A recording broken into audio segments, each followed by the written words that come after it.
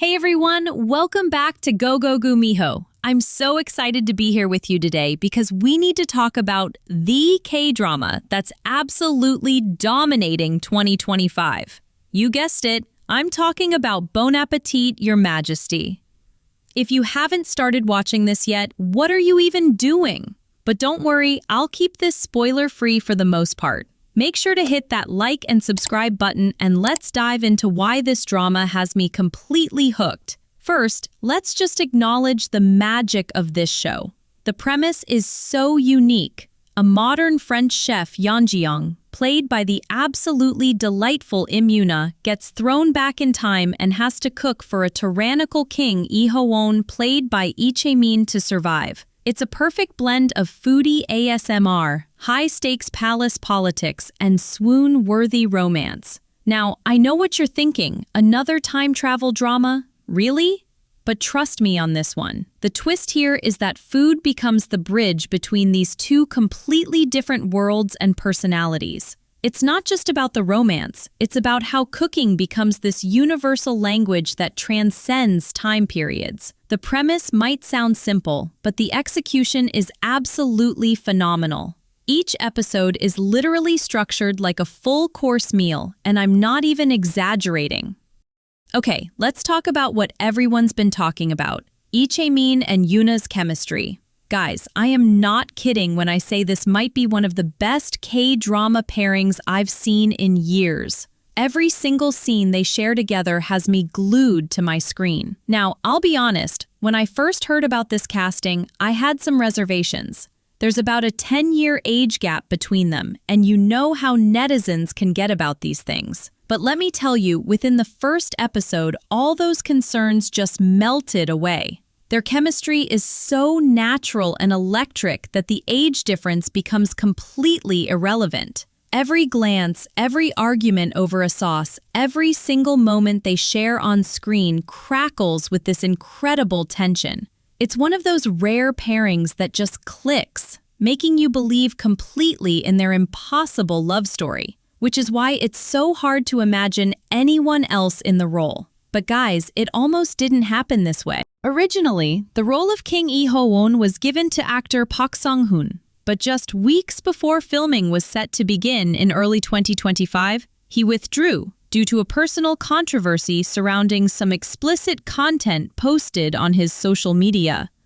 The internet went into a frenzy. Would the show be delayed? Cancelled? Who could possibly step into such a huge role at the last minute? And then, in January 2025, they announced his replacement, Chae-min.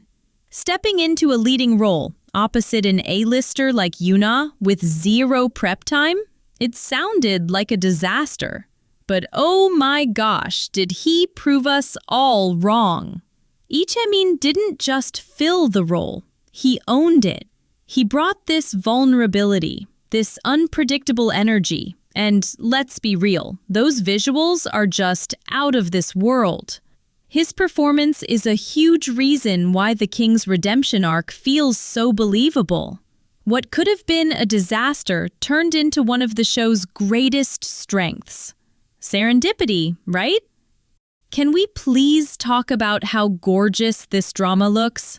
I'm not even joking when I say I've been drooling over every single feast scene. The food cinematography in this drama is next level, like Food Network could never. What I love most is how they blend authentic Korean cuisine with French cooking techniques. It's not just pretty food for the sake of it. Every dish tells a story and serves the plot. You can actually see the king's emotional journey through the food he's eating, and that's such a creative way to show character development. The production team clearly did their homework, too. The traditional Korean cooking methods they showcase are educational without being preachy. I've actually learned so much about Joseon-era cuisine just from watching this drama. And don't even get me started on how they make the food preparation sequences look like pure art. I've caught myself Googling Korean recipes at 2 a.m. because of this show. Anyone else? Or is it just me? Let me know in the comments if you've been inspired to cook because of this drama. Now, I think it's important to talk about the historical aspect of this drama because it's actually really interesting. The character of King Lee-hoon is based on one of the most infamous figures in all of Korean history, King Yoon-sang-gun, who reigned from 1494 to 1506. But, and this is a big but, the drama takes massive creative liberties with history. They took a historical monster and turned him into a redeemable romantic lead. In real life, Yoon-sang-gun is considered one of the worst tyrants in Korean history. We're talking about a king who executed scholars in what's known as the literati purges, kidnapped thousands of women, and ruled through absolute terror and paranoia. His childhood was traumatic. His biological mother was executed, and he didn't discover the truth until years later, which fueled a lot of his rage. There's absolutely no historical evidence of any redemption arc or romantic transformation.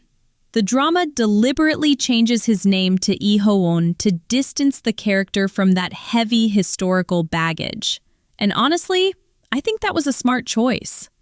What we get in the drama is this complex, layered character who starts as an erratic tyrant but has the capacity for change.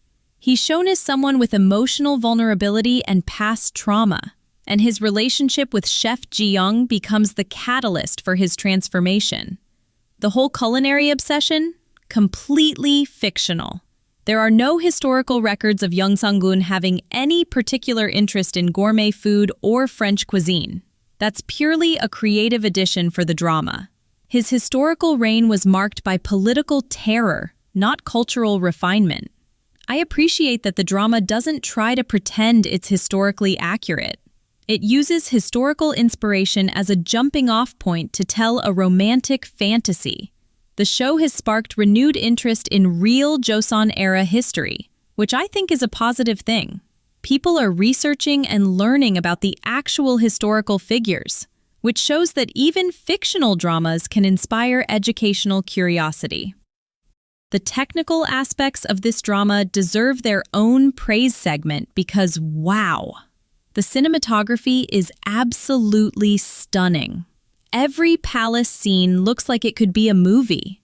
The way they capture both the grandeur of the royal court and the intimacy of the kitchen scenes is masterful. The costume design is another standout element. You can tell they invested serious money and research into making everything look period accurate, while still being visually appealing for modern audiences. The set design of the palace interiors is breathtaking. It really transports you to that time period in a way that makes the time travel premise feel believable. And can we talk about the pacing? The writing is so sharp. They managed to balance humor, drama, and romance perfectly, without any element feeling rushed or underdeveloped. While the leads are obviously the main attraction, I have to give credit to the supporting cast because they're all bringing their A-game. The secondary characters feel like real people with their own motivations and storylines, not just plot devices to move the main romance forward. The palace staff, the other court members, even the minor characters, everyone feels essential to creating this rich, immersive world. The supporting cast really helps sell the historical setting and makes the palace feel like a living, breathing place rather than just a backdrop. What I particularly appreciate is how the writers have given depth to characters who could have easily been one-dimensional. The relationships between all these characters create this complex web that makes the story feel much more substantial than just a simple romance. The response to this drama has been absolutely incredible. It's been sitting at #1 on Netflix for 2 consecutive weeks, and the ratings keep climbing. This drama is proving that when you have great storytelling, amazing chemistry, and high production values, language and cultural barriers become irrelevant. So what we have here is the ultimate historical makeover. The drama takes the basic framework of a terrible, traumatized king and asks, what if, instead of descending into madness, He met the one person who could heal him through the power of love. And you know what? It works. It works because it's not trying to be a history lesson. It's using a historical setting as a playground for a fantastic, modern story about redemption and connection. Look, I don't throw around the word masterpiece lightly, but Bon Appétit Your Majesty is seriously something special. It takes familiar K-drama elements, time travel, historical setting, enemies to lovers romance, and elevates them through exceptional execution and that unique culinary twist. This drama has reminded me why I fell in love with K-dramas in the first place. It has that perfect balance of heart, humor, and visual beauty that makes you want to binge-watch everything in one sitting, while also savoring every single episode.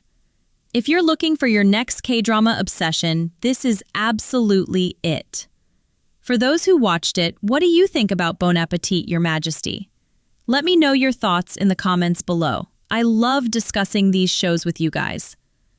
If you enjoyed this review, please give it a thumbs up and don't forget to subscribe for more K-drama content. I've got so many more 2025 dramas to review, and trust me, this year is shaping up to be incredible for K-drama fans.